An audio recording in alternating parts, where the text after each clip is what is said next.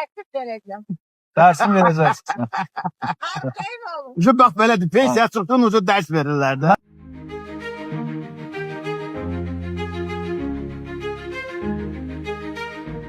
Salam bəy. Akşamı Salam sayılsın. aleyküm. Polis leytenantı Mahmudov. Ha, laf yox. Saklama sebebini bildiniz. Yoldaşım dedi, mən bilmirdim açıq. Bəs Çox nə olub belə, çox olub. İdmandan gələndə Ha, fikir oldum. Oturanda qardaşa dedim ki, əlim dəyir buna. Bu avtomatdan yüzümdən çıxdı. Buyurdu.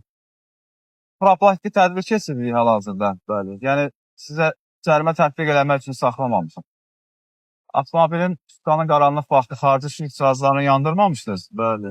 Yox, bildim. Saxlanırsa xəbərdarlıq eləyək.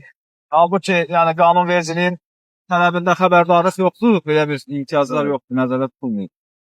Cərimə tətbiq olunmalıdır sizə, amma cərimə tətbiq eləmirik. Allah canınızı Bir sağ daha eləsin. sizə məlumatlandırırıq, maarifləndiririk ki, diqqətli sağ olun. olasınız. Yəni tutanın qaranlıq vaxtında Çox sağ olun, xarici çox sağ olun. işıqlarla Minnətdarım, yaxşı ki siz varsınız. Olmasa Bakıda burada cəmaət maşın üstünə çıxarıb bəlkə də. Çox sağ olun. Elə siz də yol hərəkəti qaydalarına riayət etsəz, bizim üçün də bizim işimizi də Bəli, asanlaşdırırsınız amma da bu belə deyək. bunu Həm oturanda- özünüzü, həm də digər hərəkət iştirakçılarını mən təhlükə bura altına alın. baxanda yaxda Aparıb dərsi verəcəm. Dərsim verəcəksin.